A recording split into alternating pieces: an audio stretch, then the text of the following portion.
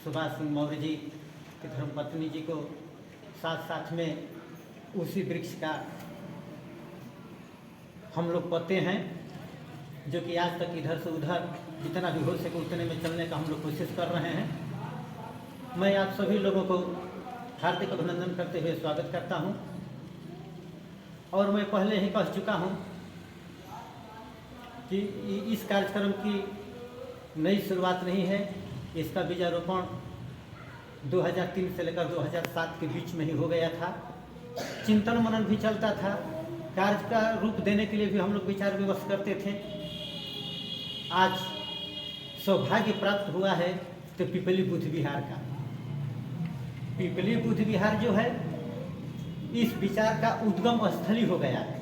जैसे गंगा नदी निकलती है, कहाँ से निकलती है?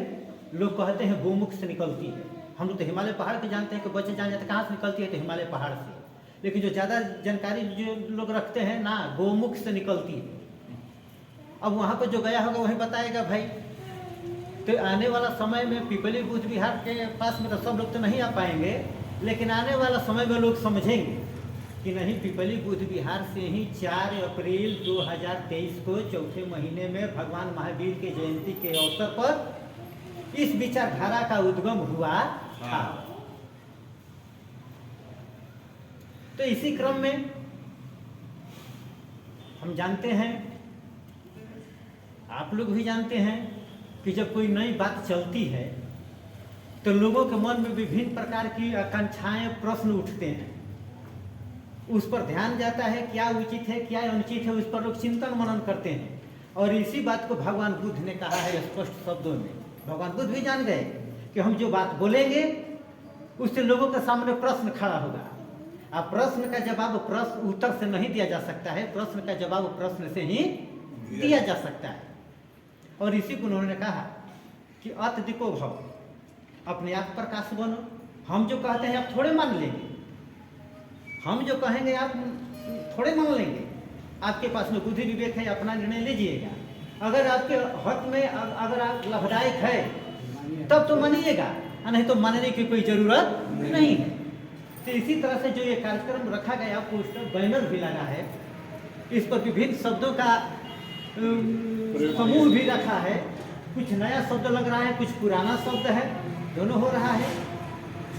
तो यहाँ पर विभिन्न शब्दों का समायोजन किया गया है। और एक बात हम बार बार कहते हैं कि जो देश, जो समाज और जो संगठन शब्दों का निर्माण करना, शब्दों का संचालन करना और शब्दों का समायोजित करना, करने और करवाने का तरीका जानता है, वो हारी हुई लड़ाई भी जीत जाता है। और जो समाज शब्दों का संचालन, शब्दों का निर्माण और शब्दों का सुव्यवस्थित करने का तरीका नहीं जानता है, वो जीती हुई लड़ाई भी हार जाता है। तो 2 महापुरुषों की चर्चा हो जा रही है। चंद्रगुप्त मौर्य हारे हुए थे, घर से भागे हुए थे, दिनहीन अवस्था में थे, लेकिन लड़ाई कैसे जीती जाती है? अपने कालखंड में अपने गुरुओं के देखरेख में सीखा, अपने को समायोजित किया, अपने लोगों को समायोजित किया और हारी हुई लड़ाई भी जीत गया।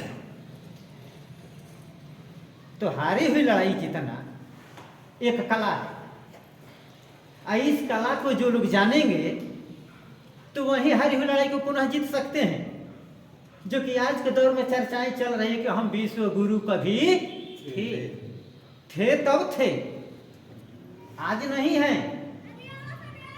ऐसा भारतवर्ष के अंदर एक ही धर्म गुरु है भारत का, और उसमें उसी के शाखा का एक और धर्म गुरु है। एक है शंकराचार्य और दूसरा है गुरु गोविंद सिंह, का नाम देख रहे हैं ना, सिख धर्म का गुरु है। एक इसी की शाखा जैन धर्म के धर्म गुरु हैं। इनकी बात जो बोलते हैं, इनकी बात को पूरी दुनिया सुनती है, सरकार भी सुनती है। लेकिन बौद्ध जगत में कोई ऐसा धर्म गुरु भारत का नहीं है जो कि किसी बात को बोल दे तो पूरे सरकार और पूरा देश खड़ा हो जाए। लोग नाम ले लेते हैं दलाई लामा का, तो दलाई लामा खुदे लड़ाई हार कर भारत में बैठा है, जो हारा हुआ व्यक्ति लड़ाई कैसे जीत पाएगा? वो तो खुद ही आप लोगों के हम लोगों के शरण में आया है यहाँ, तो उसको लड़ाई जीतना है तिब्बत में, तो वो अपनी लड़ाई लड़ रहा है कि हम लोगों का लड़ाई लड़ेगा। तो हम लोग उसको अपना धर्म गुरु कैसे मान लिए? हमारी समस्या अलग है, हमारी बीमारी अलग है, इस देश की समस्या अलग है, तो हम अपनी समस्या का समाधान अपनी समस्या के अनुसार न हम लोग खोजेंगे। तो मैं यही कह रहा था कि आज अगर लड़ाई जीतना है, अगर लड़ाई आप लोग जीत गए हैं, तो इस कार्यक्रम का कोई औचित्य नहीं है, क्योंकि जो लोग स्वस्थ हैं उसको स्वस्थ का दावा देने की कोई जरूरत नहीं है। अगर जो लोग सचमुच बीमार हैं कि नहीं हम बीमार हैं, हम कभी राजा थे आज प्रजा भी नहीं हैं, हम कभी विश्व गुरु थे आज गांव गुरु भी नहीं हैं, तो इसका मतलब कि हम लोग कहीं ना कहीं नीचे गिरे हुए हैं। तो नीचे गिरे हुए व्यक्ति का रहन सहन, खान पान, बोलने चलने का तरीका ऊपर ऊर्ध्वगामी होगा, क्योंकि उसको नीचे से कहाँ जाना है? ऊपर जाना है। और जिसको ऊपर से नीचे आना है उसका रहन सहन, खान पान, बोलचाल निम्नगामी होगा, यानी ऊपर से उसको नीचे उतारना है। हम लोग विंध्याचल गए हैं, हम लोग सासाराम के पहाड़ी पर गए हैं, जब पहाड़ पर चढ़ना होता है तो हम लोग नीचे मूड़ी सर करके ऊपर चढ़ते हैं, हालांकि जब उतरने की बारी आती है तो ऊपर से फिर हम लोग क्या करते हैं? नीचे दिशा में, पीछे की दिशा में, यानी कि दोनों के शैली क्या हो गई? अलग अलग हो गई। तो भगवान बुद्ध ऊंचाई पर थे, भगवान बुद्ध बनने से पहले ऊंचाई पर थे, अब बुद्ध बन गए तो भी ऊंचाई पर थे। सम्राट अशोक ऑलरेडी पहले से ऊंचाई पर थे, और जब महान के लाइन में आए तो उस समय भी ऊंचाई पर थे, तो वो लोग नीचे से क्या किए हैं? नीचे उतरे हैं। तो उन लोगों का रहन सहन, बुद्धि विवेक आचरण एक दूसरे तरीके का है, और चंद्रगुप्त मौर्य का बुद्धि विवेक आचरण जीवन शैली अलग है। इसी पर हमारी भारत सरकार, हमारे देश के लोग बार बार कह रहे हैं कि भारत को विश्व गुरु बनाना है। हम लोग कह रहे हैं कि भारत पहले से विश्व गुरु बना है। बना है नहीं, बना था, बना है नहीं, बना था, आज बनाना है। और उस बनाने के क्रम में विभिन्न प्रकार के खिलाड़ी, विभिन्न प्रकार के दौर चल रहा है। उसमें हमारे भंते गण भी, आप लोग भी एक खिलाड़ी के तौर पर भारतवर्ष में उभर रहे हैं। तो विश्व गुरु का ताज पुनः कौन खिलाड़ी तय करता है? हमारे विभिन्न धर्म गुरु हैं। तो इन सब चर्चाओं के बीच जो भी काम करना है, इसके लिए ज़्यादा पढ़ने लिखने की जरूरत नहीं है। आज धरती घूमती है कि सूरज घूमता है? आज धरती घूमती है कि सूरज घूमता है? लेकिन 1500 ईस्वी से पहले पूरी दुनिया मानती थी कि सूरज घूमता है, तारा घूमता है और पृथ्वी हमारी स्थिर है। लेकिन आज जितने आराम से हम लोग कह लेते हैं कि पृथ्वी घूमती है, इसी बात को कहने के चलते कोपरनिकस को सजा हो गई, ब्रूनो को जिंदा जला दिया गया, गैलीलियो का जीवन भर जेल में बंद करके जेल में ही मार दिया गया। और आप लोग कितने आराम से हम लोग कह लेते हैं कि पृथ्वी घूमती है। पृथ्वी घूमती है कहवाने में कितने लोग शहीद हो गए। समय लगा। यानी कि सत्य जो बात होती है उस बात को सामने आने में बहुत कठिनाई लगती है। और इसी पर चर्चा हमारे कोमल कुशवाहा जी अभी जिंदा हैं, माननीय गुरु देवे दयाल जी अभी हैं, और हमारे परिनिर्वाण प्राप्त कर चुके सुभाष कुशवाहा जी, हम लोगों के बीच में बड़ी चर्चा होती थी कि साकी जी रास्ता तो हम लोगों को दिखाई दे रहा है, लेकिन वर्तमान समय में बड़ा दुर्गम रास्ता है। जितना दूरी हम लोग तय कर चुके हैं, अगर इस दूरी तय में अगर बीच में हम लोग कुछ करते हैं, तो जो लोग हम लोगों से प्रेरित हैं, जो लोग हम लोगों को जानते हैं, वो लोग थोड़ा हो सकता है कि उतना समझदारी न रखते हो, कहीं ना समझी में हम ही लोगों के ऊपर हमला तो न बोल दे। बड़ा धैर्य से हम लोग काम कर रहे थे। तो उसी तरह से यहाँ पर जो कार्यक्रम का जो रूप दिया जा रहा है, सूरज नहीं घूमता है, क्या घूमती है? पृथ्वी घूमती है। तो इसी तरह से ये भी लोगों, ये तो घूमने वाली बात है, ये तो लोगों का दिमाग घुमाने लगेगा, ये तो दिमाग घूमेगा इसमें। जग में प्रिय दो ही नाम, बुध कहो चाहे पंचो राम। ये क्या शब्दावली आ गई? ये क्या चीज है? यहाँ कार्यक्रम शुरू करने के पहले, पोस्टर छपने के बाद, हमारा फोन सुबह में था कम, रात में ज्यादा बजता था। साकी जी अब क्या कर दिए हैं? जग में प्रिय दो ही नाम, बुध कहो चाहे पंचो राम। दिमाग कहीं तो गड़बड़ नहीं हो गया है? हमने कहा कि सब अस्थिर है। एक काम करो, तुम लोग 1500 शताब्दी से बहुत पहले चले जाओ, क्योंकि आप लोग सम्राट अशोक, महानकार गौतम बुद्ध का इतिहास ढूंढते हो। हम सिर्फ 1500 ईस्वी पूर्व जाने की बात करते हैं। 1500 ईसा पूर्व जाइएगा तो आपको कहना पड़ेगा कि पृथ्वी स्थिर है, पूरा सूर्य ही घूमता है। तो इसमें घबराने की जरूरत नहीं है। जग में प्रिय दो ही नाम, बुध कहो चाहे पंचो राम। भारतीय समाज की यह दायरा है। राम शब्द भारत में प्रिय है और उन्हीं में प्रिय नहीं है, आप लोगों में प्रिय है। क्या किया जाए? सासाराम का नाम बदल दिया जाए। बगल में सासाराम है और सासाराम में हमारा घर हो गया। अब हम वहां पर पहन लिए चीवर, बुद्धिज्म को मानते हैं, उसको नहीं मानते हैं, तब हम सासाराम में नहीं रहेंगे। अपना लोटा बल्टी उठाते हैं और मिनी सारनाथ, काशी, बक्सर में आते हैं। तो जिसको सासाराम पसंद नहीं है वो मिनी काशी और मिनी सारनाथ में आ जाए, क्योंकि बक्सर की धरती मिनी काशी और मिनी सारनाथ है। तो काशी वाले काशी में रहेंगे, मिनी सारनाथ वाले मिनी सारनाथ में रहेंगे। बक्सर जिला का मनाया गया ना, बक्सर जिला का मनाया गया कि नहीं मनाया गया? हम गए थे सतदेव मिल में सरसों तेल लाने के लिए, और वहीं पर एक बड़ा बैनर लगा था जिला कार्यालय की तरफ से, उस पर संस्कृति का समायोजन है। कतकौली का युद्ध मैदान का प्रतिरूप वहां पर बना है, उसका जो अशोक स्तंभ वाला। नौलखा मंदिर है भगवान का, उस पर मस्जिद भी है, उस पर मस्जिद का भी चित्रण है। लेकिन उस पर कहीं हमारे धर्म गुरु कहीं बक्सर उक्सर में रहते थे कि नहीं रहते थे, कि जिला गायब था कि कभी था ही नहीं, इस पर आज तक कोई विवेचन नहीं हुआ।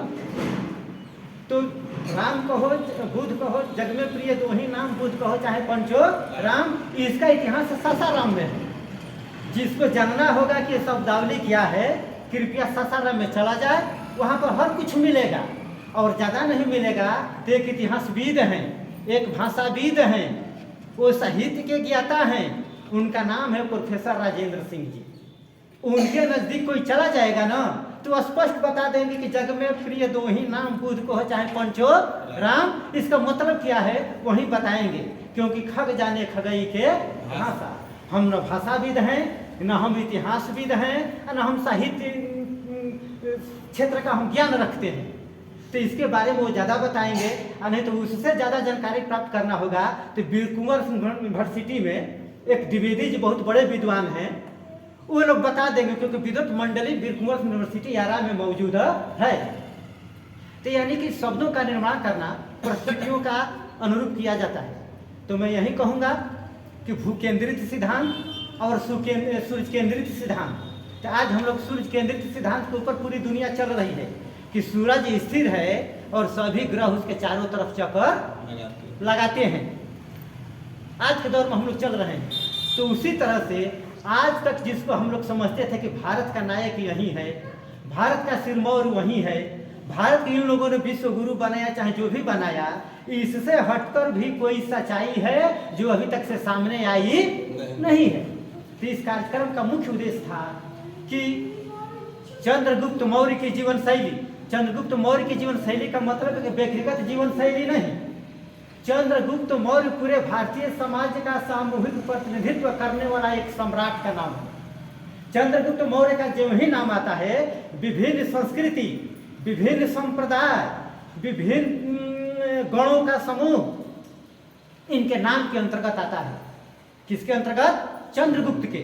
अगर नहीं आता तो एक अदना सा बालक महापद्मनंद का, घानानंद का इतना बड़ा साम्राज्य कोई इतना आसानी से बदल पाता? नहीं बदल पाता। तो यहाँ पर जो भी चीज हो रहा है, आज के तारीख में वो बहुत बढ़िया हो रहा है।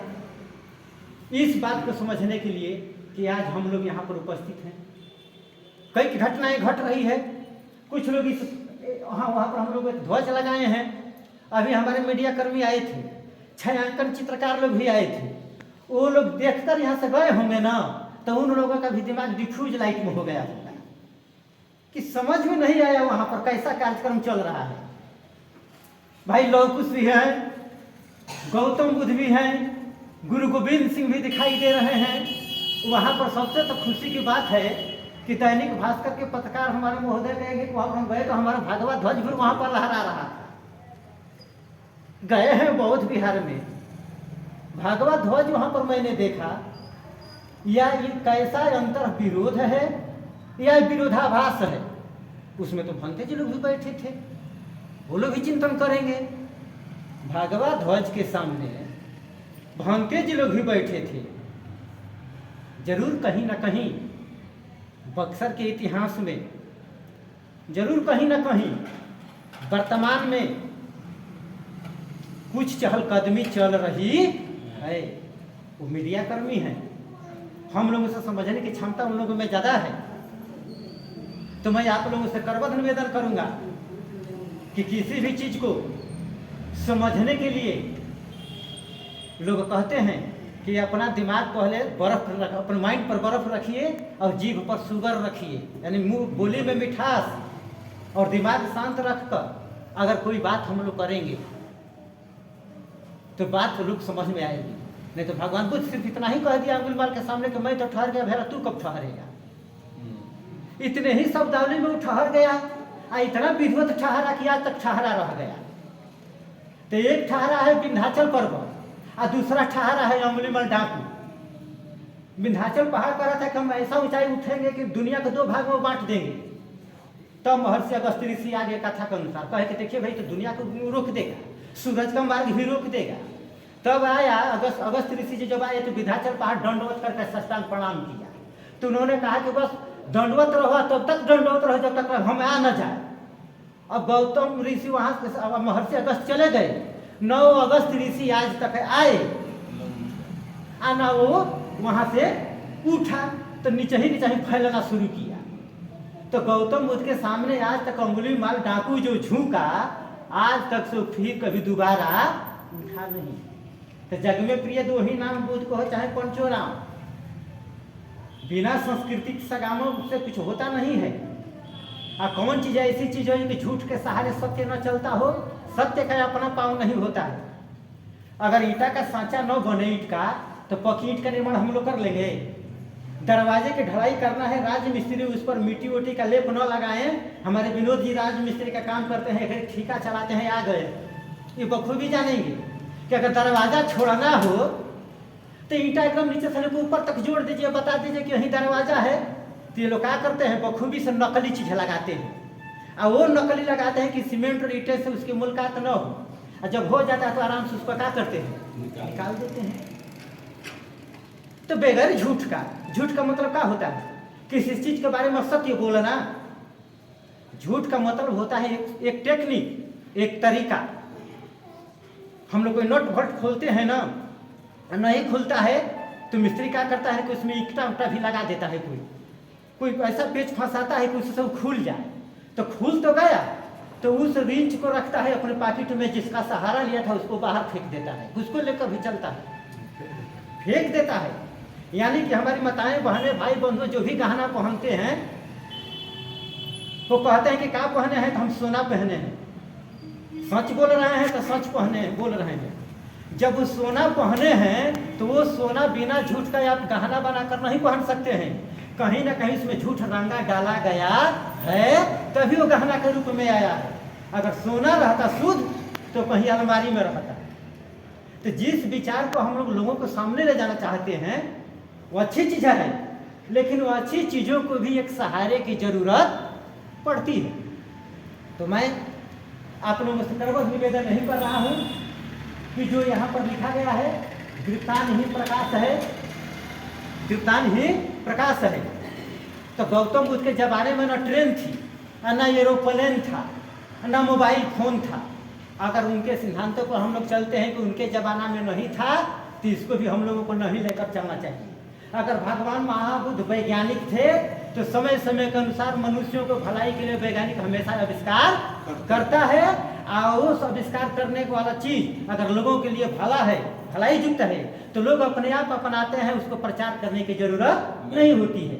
मोबाइल बना हम लोगों के पॉकेट में है, टेलीफोन बना हम लोग के पॉकेट में है, बिजली बना हम लोगों के पॉकेट में है, रेल बस टेम्पो मोटरसाइकिल हम लोग खुद खरीद कर लाए हैं, वो कंपनी वाला तो हम लोगों के यहाँ पहुँचाया नहीं है। यानी कि आज के दौर में जो भी काम करना है हम लोगों को सोच समझ कर करना है। और मैं एक ही बात कहूँगा कि स्वतंत्रता आंदोलन में चंद्रगुप्त मौर्य की क्या भूमिका थी। देश आजाद हुआ 1947 में, और चंद्रगुप्त मौर्य की पैदाइश हुई ईसा सन से 345 ईसा पूर्व के आसपास। तो आजादी के आंदोलन में चंद्रगुप्त मौर्य की क्या भूमिका रही है। तो भारत की स्वतंत्रता की लहर की जब प्रेरणा की शुरुआत हुई, जब स्वतंत्रता होने की शुरुआत हुई कुछ लोगों में, जैसे कि भगवान बुद्ध के प्रचार करने की जो योजना हमारे संस्थापक जी सुभाष जी की और श्याम नारायण कुशवाहा सहित तो अन्य लोगों में जो गाजीपुर की धरती पर छोटा सा रूप में बना होगा, तो एक छोटा केंद्र बिंदु में बना होगा, और वहीं एक विराट रूप ले लिया कि नहीं ले लिया। तो उसी तरह से स्वतंत्रता के हमारे जितने शुभचिंतक थे, उन लोगों का प्रेरणा स्रोत कौन बना? चंद्रगुप्त मौर्य। और चंद्रगुप्त मौर्य के ऊपर उस समय के कवियों ने इतना कविता लिखा और उस कविता को इतना पाठ करते थे कि भारत के लोगों के मन में भी विदेशियों के खिलाफ हुंकार भरने की ताकत पैदा होने लगी। यानी चंद्रगुप्त मौर्य को प्रेरणा स्रोत का नायक बनाया गया। बहादुर शाह जफर भी माना कि बगैर चंद्रगुप्त मौर्य का प्रेरणा स्रोत बनाए भारत के सभी कम्युनिटी के लोग एक जगह नहीं आ सकते हैं। और बहादुर शाह जफर के नेतृत्व में 1857 के जो आजादी के क्रांति का आंदोलन चला, उसका केंद्र बिंदु कौन बना? चंद्रगुप्त मौर्य। इसीलिए जब देश आजाद हुआ तो देश का जो प्रतीक बनाने की पारी आई, तो अगर पावर ट्रांसफर की बात न होती, अगर सरकार आजाद नहीं हुआ है, पावर का हस्तांतरण हुआ है, अगर उस समय देश की आजादी के नौजवानों को, जो कि 1857 के जो प्रणेता थे, अगर उन लोगों की स्थिति में अगर सत्ता का पावर मिला होता, तो निश्चित रूप से जैसे अमेरिका का, इंडोनेशिया का, अन्य देशों का जो राष्ट्र नायक का जो नोट आप लोग देखते होंगे, उस समय इसका चयन उसी समय चंद्रगुप्त मौर्य आ गए होते 1985 में। लेकिन सम्राट चंद्रगुप्त मौर्य को न लाकर संविधान निर्माताओं ने जो निर्णय लिया होगा, समय अनुकूल सही निर्णय लिया होगा, क्योंकि विद्वानों की मंडली रही है, उन लोगों के निर्णय को हम लोग दरकिनार करने की ताकत नहीं रखते हैं। लेकिन एक बात अवश्य है कि समय के अनुसार अगर कोई चीज उपयोगी नहीं रह जाती है तो चीज अपने आप बदल जाती है, बदलवाने की जरूरत नहीं पड़ती है। जाड़ा का दिन था तो हम लोग स्वेटर पहनकर चलते थे, मफलर लगाकर चलते थे। आज जाड़ा के दिन में कोई वीआईपी स्वेटर दे हम लोगों को गर्मी में पहनने के लिए, हम लोग पहनकर चलेंगे? तो समय समय के अनुसार भारत में महापुरुषों की खान है। जब जैसा जरूरत आएगी वैसे महापुरुषों का हम लोग अभिनंदन करते हैं। इसलिए शिवरात्रि आती है तो शंकर भगवान को कुछ लोग अभिनंदन करते हैं, काली पूजा आता है तो काली जी की आराधना करते हैं, जब छठ आती है तो छठ का हम लोग पूजा करते हैं। यानी कि शक्ति कभी एक केंद्र बिंदु नहीं रहती है। शक्ति का अनेक रूप है, और शक्ति का अनेकों रूप को भारत के लोग विभिन्न प्रकार के, जैसे भोजन लोग अपने मन के अनुसार करते हैं, कपड़ा अपने मन के अनुसार रंग पसंद करते हैं, उसी तरह से लोगों का मन भी भगवान बुद्ध कहे हैं कि लोगों का मन भिन्न भिन्न प्रकार का है, और उनके मन लायक अगर हम अपनी बात नहीं कहेंगे तो हमारी बात उसके हक में अच्छा नहीं होगा, तो हमारी बात नहीं मानेगा। तो इसीलिए मैं आप लोगों से आग्रह कर रहा हूँ कि आज जो हम लोग देख रहे हैं इस भागवा को, कि भागवा कोई नई चीज नहीं है, ये बहुत बड़ी चीज है। अंतर इतना ही है कि हम लोग भगवान बुद्ध को तो वापस लाए, लेकिन बहुत कुछ वहां छूट गया है। आग लगती है ना तो लोग जान बचाने के लिए घर से पहले भागते हैं, और जो लेकर भागना पड़ता है वही लोग भागते हैं। और जब ज्यादा आग लग जाती है तो लोग अरे भाग निकलो इसमें से, जान बचेगा तो आगे फिर देखा जाएगा। तो हमारे लोग भी भगवान बुद्ध का नाम सुनकर घर से कितने लोग इतना तेजी से बाहर भागे हैं कि उसका पूरा सामान घरवे में रह गया है। हम लोग भी भागे थे, और भागने के क्रम में मिला रहे थे कि हमारा कागज वहाँ छूटा है, हमारा ये सामान छूटा है, हमारे दादी का बक्सवा उसी में है, कहीं जल गया है कि बचा है कि क्या किया है, उसको भी वापस लाना है। चिंतन मनन चल रहा है, तो हम लोग छोड़कर नहीं ना भागेंगे। तो बहुत बात बाद में होगी, लेकिन इतना ही आज बात होगी कि ये जो चीज़ है हमारे देश का है, हम लोगों का है, और इसके बारे में हम लोग को पहली बार बात बताने वाले कोमल कुशवाहा जी हैं। हम लोग 2005 में आ रहे थे प्रचार करके मुगल सराय में, रात में उनके यहाँ हम लोग ठहरे थे। सब लोग सो गए, हम और कोमल कुशवाहा जी जगे रहे, और उन्होंने एक बात पूछा था कि साकी जी ये बताइए कि जो गंगा एक्सप्रेसवे बन रही है, इसके बनने से क्या परिणाम होगा आने वाला समय में। है गंगा एक्सप्रेसवे बन रही है ना, वो 2005 में ही सवाल खड़ा किए थे। हमने कहा कि गुरुजी हमको समझ में नहीं आ रहा है, आप बताइएगा। कहना कि छोड़िए, इसके बाद में आप लोग समझ जाइएगा। वो चीज़ हम पूछ रहे हैं, बताइए वो कैसा है, किसका है। तो हम लोग तो उसमें विरोधात्मक स्थिति में थे। उन्होंने समझाया कि हम लठवा महोत्सव बक्सर में गए हैं, 2003 में गए हैं, आपकी कार्यशैली को हम लोगों ने देखा है, सुभाष जी के मनोभावनाओं को हम लोग वहाँ पर खड़े हुए धूप में देखा है। ये देखिए, ये जो चीज़ है ये आपका है, आप इसको किसी भी तरह से अपने लोगों को सामने लाइएगा। लेकिन हम लोगों के युग में आ जाता है तो बहुत बढ़िया, लेकिन पीछे आप लोग मत हटिएगा। और यही बात 14 जून 2014 को परिणाम प्राप्त हो चुके हमारे सुभाष जी ने भोजपुर जिले में बक्सर कुंवर सिंह किला मैदान में उस बात को दोहराया कि इस काम में बहुत कठिनाई आएगी, लेकिन आप लोग पीछे मत हटिएगा। आने वाला समय में लोग इस बात को समझेंगे, इस कर्मा को समझेंगे, और आने वाला समय में लोग मूल्यांकन करेंगे कि जो काम 2003 से लेकर 2007 के बीच में चला, इसका श्रेय मैं गाजीपुर की धरती और चंदौली की धरती को देता हूं, क्योंकि दोनों जगहों पर विद्वानों की बहुत स्थली रही है, आज भी है, भविष्य में भी रहेंगे। लेकिन दिक्कत यही आ जाती है कि महापुरुष पैदा होते हैं उत्तर प्रदेश की धरती पर, लेकिन युद्ध कैसे जीता जाता है इसको सीखने के लिए उन लोगों को बक्सर आना पड़ता है। उस समय भी आए, आज भी आना पड़ेगा। और कहाँ आएंगे? इस बक्सर में, या तो मिनी सारनाथ में आ जाए या मिनी काशी में आ जाए, आना ही है। जोगी जी भी आने के लिए छटपटा रहे हैं कि भगवान राम गए हैं वहाँ पर, हमको भी आना चाहिए, क्योंकि जान गए हैं कि अयोध्या के आसपास तो हम लोग दंगल जीत जाते हैं, लेकिन देश स्तर पर दंगल जीतने की कूटनीतिक पढ़ाई राम जब बक्सर में सीखे तो हमको भी वहाँ पर जाना बहुत जरूरी है। तो हम तो चाहते हैं कि वो आने की तैयारी कर रहे हैं, तो आप लोग भी सारनाथ में आ जाइए, आप लोगों का भी स्वागत है।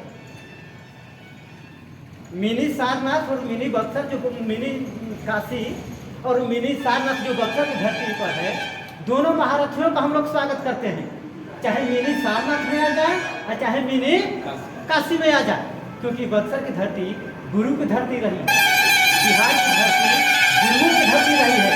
गौतम बुद्ध बिहार से ही ज्ञान मिला, गुरु गोविंद सिंह का जन्म पटना में ही हुआ, महावीर जयंती जो आज हम लोग मना रहे हैं पूरी दुनिया में फैला, बिहार की ही धरती है। मर्यादा पुरुषोत्तम राम का ज्ञान कहाँ मिला? यही मिला। गुरु गृह पढ़ने गए, रघुराई एवं पकाल विद्या सब पाई, तुलसीदास जी चौपाई में लिखे हैं। तो सब विद्या अल्पे काल में पा गई, तो बक्सर में का पढ़ने के लिए आ गए। विश्वामित्र मुनि ने उनको क्या सिखाया? तो सिखाया और बक्सर की एक जड़ी बूटी उनको दिया कि लो मैं एक जड़ी बूटी देता हूँ राम, कितना भी गर्मी पड़ेगी, कितना भी भूख लगेगा, कितना भी प्यास लगेगी, अगर इस जड़ी को आप खा लेते हैं तो न भूख लगेगी न प्यास लगेगी, न आपको उतना नींद सताएगी। और वही जड़ी बक्सर की धरती से निकलकर राम अपनाते हुए लंका पर जाकर विजय प्राप्त कर लिए। मिनी काशी वालों के लिए बात सही है, लेकिन मिनी सारनाथ वाले लोग सवाल पैदा कर देंगे, तो सवाल पैदा करेंगे, लेकिन कोई ऐसा चीज़ आप लोग लाइए जिसको खाने से न प्यास लगती हो, न खाने से भूख लगती हो, न खाने से थकान उतना सताती हो, और उसी के बल पर हम लोग भी हमारे बच्चे इस्तेमाल कर लेंगे, तब की धूप में भी अपने लक्ष्य की प्राप्ति कर लेंगे। हो सकता है कि चंद्रगुप्त मौर्य के पास में वो चीज़ हो रहा हो सकता है कोई चीज़ चंद्रगुप्त मौर्य के पास में रहा हो, क्योंकि उनके पास में न सेना थी, उनके पास में न रसद था, न उसके पास में बड़े बड़े छायागृह था। किस परिस्थिति में चंद्रगुप्त मौर्य ने इस भारत को खंड खंड से अखंड राष्ट्र बनाया, ये इतिहास का शोध का विषय है। और इस शोध के विषय पर एक चिंगारी पैदा करना पिपली बौद्ध बिहार की धरती से राष्ट्रीय संस्कृति समन्वय परिषद शाखा बिहार। हम लोग मिनी काशी वालों से भी पूछेंगे, हम लोग मिनी सारनाथ वालों से भी पूछेंगे कि बक्सर की धरती का धरोहर क्या है, इसका इतिहास क्या है, इसका भाषा क्या है, इसकी शैली क्या है धर्मगुरु। दोनों धर्मगुरुओं को हम एक जगह बुलाएंगे और दोनों वर्ग के धर्मगुरु उस सवाल का उत्तर ढूंढेंगे, क्योंकि यही दोनों धर्मगुरु प्राचीन भारत से आते हैं, बाकी धर्मगुरु प्राचीन भारत से नहीं आते हैं। तो हमारे जैन धर्म, हमारे बौद्ध धर्मगुरु, हमारे शंकराचार्य इत्यादि हमारे धर्मगुरु, इन तमाम धर्मगुरुओं को समाहित करते हुए, इन लोगों से ज्ञान लेते हुए हम लोग अपना मार्ग तय करेंगे। इसलिए तय करेंगे कि हम लोग कभी लड़ाई जीते थे लेकिन लड़ाई हार गए हैं, और इस लड़ाई को पुनः आगे ले जाना है, हर हाल में लड़ाई को जीतना है। इसी और आशा विश्वास के साथ आप लोग यहाँ पर उपस्थित हैं। और फिर मैं अपने तरफ से एक बात का मैं कहना चाहूँगा, क्योंकि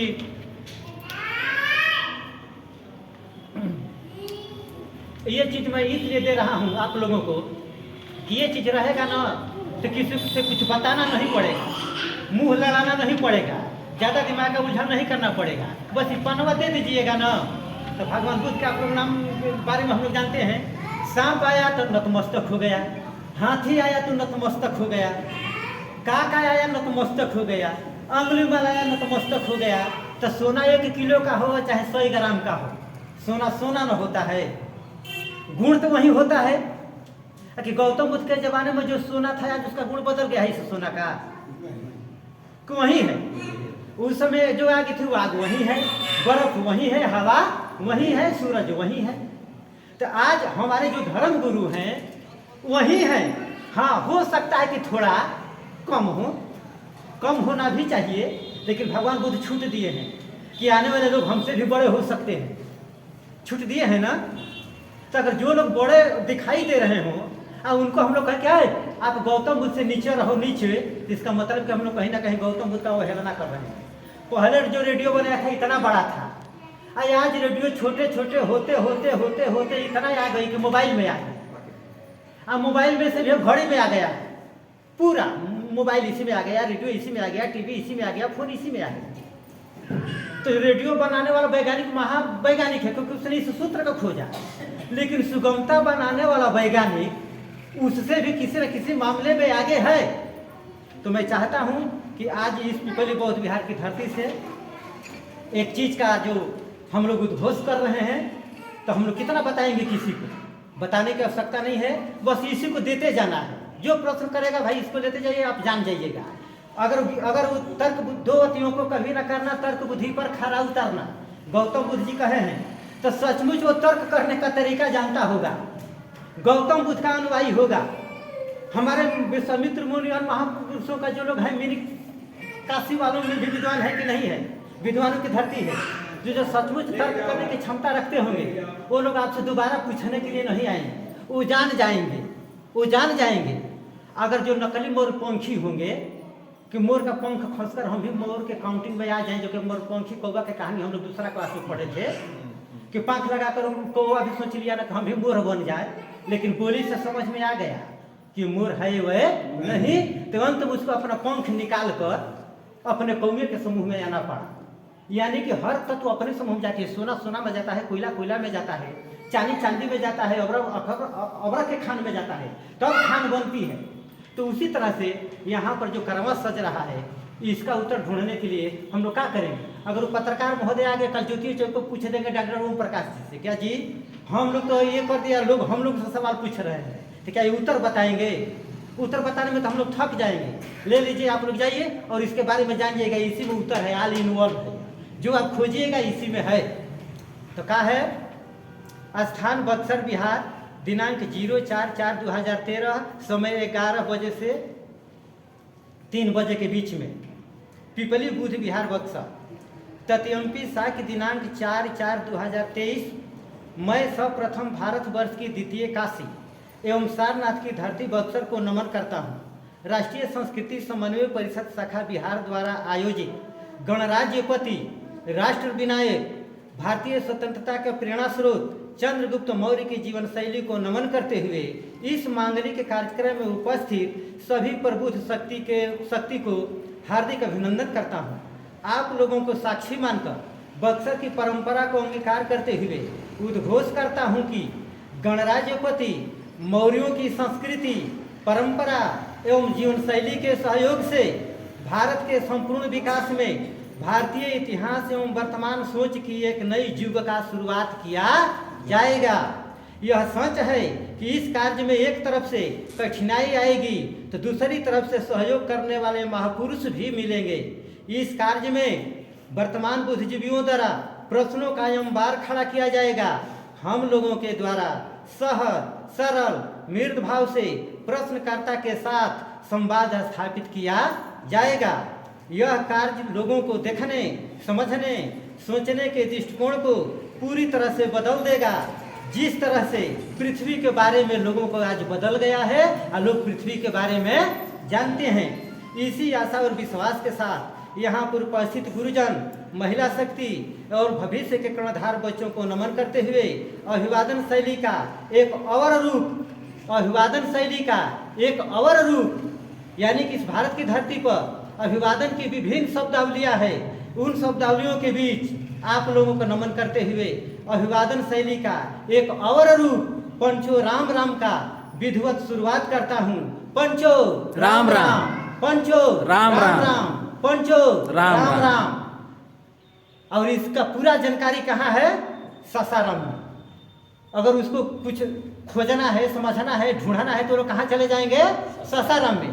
पहाड़ी में नहीं मिलेगा तो वहाँ पर एक कॉलेज है, उस कॉलेज में चले जाएंगे तो वहाँ पर प्रोफेसर हैं, इतिहासकार हैं, भाषाविद हैं, व्याकरणाचार्य हैं, पाली भाषा के ज्ञाता हैं, संस्कृत के ज्ञाता हैं। वो लोग ढूंढ ढांड कर आप लोगों को बता देंगे, क्योंकि खग जाने खगई के भाषा हम नहीं बता सकते हैं, क्योंकि हमारे बस की बात नहीं है। हाँ, उन लोगों को कौन बताएंगे? जो हमारे जो बच्चे हैं यहाँ पर, जो महिला शक्ति यहाँ पर जुटी है। हम लोगों को कार्य करने का जो तरीका है उन लोगों का उत्तर अपने आप दे देगा। और फिर आप लोगों को देखते ही जैसे गौतम बुद्ध के सामने सांप सरेंडर कर गया, हाथी आकर झुक गई, अंगुलीमाल झुक गया, उसी तरह से आप लोगों के सामने किसी की ताकत नहीं है, क्योंकि हम लोग महर्षि विश्वामित्र मुनि की धरती से निकलते हैं, हम लोग गौतम बुद्ध की धरती से निकलते हैं, हम लोग महावीर की धरती से निकलते हैं। तो बिहार की धरती किसी की बात मानती नहीं है। बिहार का इतिहास रहा है कि बिहार की धरती आज तक से किसी की बात मानती नहीं है, अपनी बात मनवाती रही है। उस समय भी मनवाया, आज भी हम लोग मनवाएंगे। इस कार्य में मिनी सारनाथ और मिनी काशी के संतों, महात्मा और धर्मगुरुओं की लड़ाई एक ही मंच पर आ गई कि बक्सर की जो गौरव गरिमा है इसको हर हालत में हम लोगों को बरकरार रखना है। क्योंकि गौतम बुद्ध सारनाथ को उपदेश देने के बाद पहली बार गौतम बोध गया की धरती पर जब गए तो वो गाजीपुर से चले हैं, गाजीपुर और मोहम्मदाबाद के बीच में भी ठहरे हैं गैसपुर में। वहाँ से चलने के बाद मनिया में भी ठहरे हैं, और मनिया से चलने के बाद इसी तरह से बक्सर में उतरे हैं, गंगा पार किए हैं और इसी तरह से पार करते हुए वहाँ गए हैं। आज भी बक्सर की धरती में एक बुधनपुरवा गांव है, सारीपुर गांव है। तो सारीपुर गांव का नाम पड़ा है सारीपुत्र जो था ना, उनका निवास रहा है। गौतम बुद्ध कई दिन वहाँ पर निवास किए हैं। तो मिनी काशी और मिनी सारनाथ। लेकिन सच बात है कि हम लोगों की बात, हम लोगों की आवाज़ सबसे पहले कोई उठाए तो हमारे एक मित्र हैं मृदुल पांडे जी, जो कि हम लोग गए थे उनके गांव मैरवा में 2001 में। दुल्फा से हम लोग गए थे, बनी से डॉक्टर हृदय नारायण थे, दुल्फा से भीम भूसुंडी थे, हम थे, मैरवा में गए। मृदुल पांडे जी ने वहाँ पर पुराना अवशेषों को दिखाया, समझाया, और एक घटना वहाँ पर घट गई। क्या घटना घट गई कि भीम भूसुंडी जी जो थे वहाँ पर एक पत्थर था, पत्थरवा को हटा दिए तो मुकुल जी तो रोकने का प्रयास किए, लेकिन हम लोगों को तो जानते ही हैं कि हम लोग किस विचारधारा में आ गए थे। उन्होंने हटा दिया, तब तक वहाँ पर 10-15 मुर्गियाँ चल रही थी। जो मुर्गियाँ थी ना, अब फट फट गिर कर लड़खड़ाने लगे। अब जो लोगों के आसपास जो घर बना था वो दौड़ते हुए आए, हमारी मुर्गिया को क्या हो गया, हमारी मुर्गिया को क्या हो गया। अगर मृदुल पांडे जी न होते, मुकुल जी नहीं होते, तो हम लोगों की हालत खराब हो गई थी वहाँ पर। उन्होंने समझाया कि देखिए भाई, धूप लगा है, धूप में ये लोग आए हैं, आप लोग मुर्गे को पानी पिलाए ही नहीं है, पानी रखे हैं आप लोग अथा ना, तो ले जाकर पानी पिलाई उन लोगों को, मुर्गिया को ले जाकर उन लोगों को पानी पिलाया, मुर्गिया ठीक हो गई। लेकिन जो मैरवा है, मैरवा भारत के ही नहीं बक्सर जिला के भी एक ऐतिहासिक धरती है, वहाँ पर भी एक गढ़ है, सिसौना में भी गढ़ है, पुरुषोत्तमपुर में भी गढ़ है, पुरुषोत्तीपुर में कहाँ नहीं है। तो मैं आप लोगों से तगड़ निवेदन कर रहा हूँ कि किसी चीज़ को मानना बड़ा आराम की बात है और उसके बारे में जानना बड़ा कठिन की बात है। तो अभी तक से हम लोग मानने के स्थान से जानने तक आए हैं और जानने से भी आगे हम लोगों को जाना है। तो इसलिए मैं आप लोगों से तगड़ निवेदन कर रहा हूँ कि आप लोग मनोचित से उस भारतीय वंश के पृष्ठभूमि से हम लोग आते हैं। हम एक बार इटाढ़ी में गए थे, आज से 8 वर्ष पहले गणिनाथ बाबा की पूजा चल रही थी, उसमें भी हम शामिल हुए थे। वहाँ पर हमने रीति रिवाज देखा, सोचा समझा, सोचने समझने के बाद उधोड़बन करते करते करते करते अंत में मैंने जाकर कहा कि अब समय आएगा, और तब जाकर मुझे जमानिया गाजीपुर के लठिया महोत्सव के मंच से बोलना पड़ा 2011 में कि अब देश की दशा और दिशा बदलने जा रही है, चुनौतियां और परिस्थितियां बदल रही है। अब तथ्यंपी साकी जी को लठिया महोत्सव में आने की कोई आवश्यकता नहीं है। आने वाला समय में हम लोग अपने लक्ष्य को भेदेंगे, रिजल्ट देंगे, और आने समय में देश और समाज के बुद्धिजीवी लोग मूल्यांकन करेंगे कि बक्सर की धरती से जो पिपली बुद्ध विहार से एक छोटी सी किरण निकली हमारे धर्म गुरुओं की उपस्थिति में सचमुच गोमुख जैसा ही पवित्र और सफल होगी। इसी आशा और विश्वास के साथ मैं अपना वक्तव्य बंद करता हूँ। जय बुद्ध, जय अशोक, जय विश्वामित्र मुनि, जय मिनी काशी, जय मिनी सारनाथ।